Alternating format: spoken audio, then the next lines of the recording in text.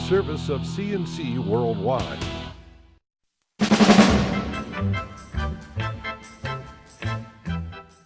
The Daily is a service of CNC News and Jib Jab Greetings. I'm Bud Lowell, your complete AccuWeather forecast across the top of every CNC local news page. Monroe County Executive Maggie Brooks used much of her annual State of the County message last night for a spirited defense of the county's often criticized Industrial Development Authority, COMIDA. Brooks spoke at the Eastman Business Park, where a number of firms have located or expanded with the help of COMIDA tax abatements, and she invited top officials of some of those companies to be front and center: Ledestri Foods, Optimation, and ITT Exelis. Those were examples, she said, of how COMIDA helps invest in job growth. And County Executive Brooks adds the new High Falls Brew Pub and the renovation of the Culver Road Armory to COMIDA's successes. Since 2004, our IDA has assisted more than 1,000 companies and projects, helping to create over 17,000 jobs and retain 75,000 jobs. Industrial development authorities like COMIDA work under state law to grant property and sales tax exemptions to businesses looking to expand or relocate within the agency's territory. The payoff, in return for local governments and school districts losing the tax money, are increased economic activity and jobs. In 2010, COMIDA granted more than $12 million in tax breaks for more than 30 projects. Critics like Metro Justice say more than 60% of the projects they examined in a study didn't deliver all the jobs that they promised. State Education Commissioner John King met with Rochester Business Alliance members Thursday, asking their support for adoption of the state's Common Core education standards in area school districts. Common Core is a curriculum for grades kindergarten through high school. It's intended to improve college and career readiness by 12th grade. Dr. King said increasing the college attainment rate of young New Yorkers by just 1 percentage point would translate to $17.5 billion in additional economic activity for the state. The Veterans Outreach Center of Rochester is thanking Wegmans for a $100,000 donation, the largest contribution the grocery chain has made to the VOC. Wegmans made this donation to honor the service of Rochester area veterans. The Outreach Center will use the money in support of families of veterans in the Rochester area. It's supposed to clear up for the Memorial Day weekend, even though temperatures are downright chilly. Although it may not feel like barbecue weather, the Rock City Rib Fest is still on Friday to Monday at Ontario Beach Park in Charlotte. More than 100 professional barbecuers from around the eastern United States and Canada will cook off in Charlotte, along with music and other entertainment. They compete for bragging rights.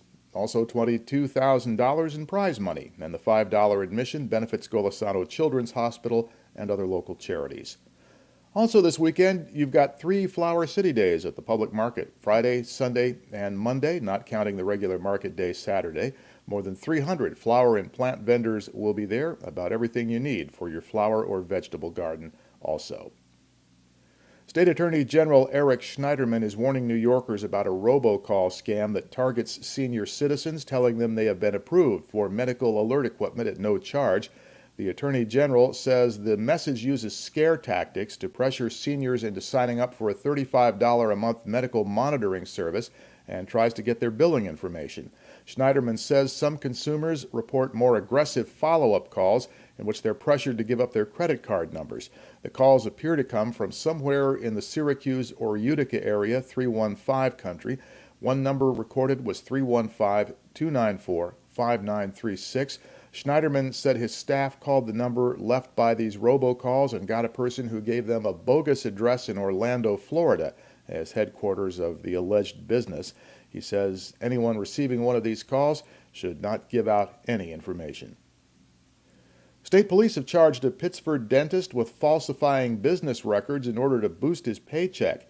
Dr. Ihab Soliman was charged with first-degree falsifying business records, which is a felony. Police say the 52-year-old dentist made fictitious entries into the billing system of Naples Valley Dental in the village of Naples, Ontario County. The complaint says once he was paid, Dr. Soliman would go back into the computer system and erase the changes in order to cover his tracks. Police say more charges are pending. Soliman was arraigned in town of Victor Court and sent to the Ontario County Jail in lieu of $7,500 bail. A criminal complaint unsealed in federal court in Rochester accuses a former Hilton funeral director of stealing from the dead. Sarel Gayton is accused of forging counterfeit checks using the identities of deceased people whose funerals were handled through his Serenity Hills funeral home. He allegedly deposited a total of $10,000 in fraudulent checks in 2011. Serenity Hills was involved in the biomedical tissue services scandal in 2005. That's the one in which BTS paid funeral home employees to harvest bone and tissue from bodies without consent of the families for sale to medical transplant companies.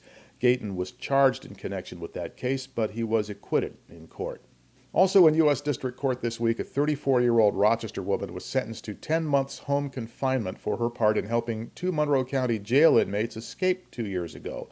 Lakeisha Binion was convicted of making false statements to investigators. She'll serve 3 months of supervised release after her period of home confinement.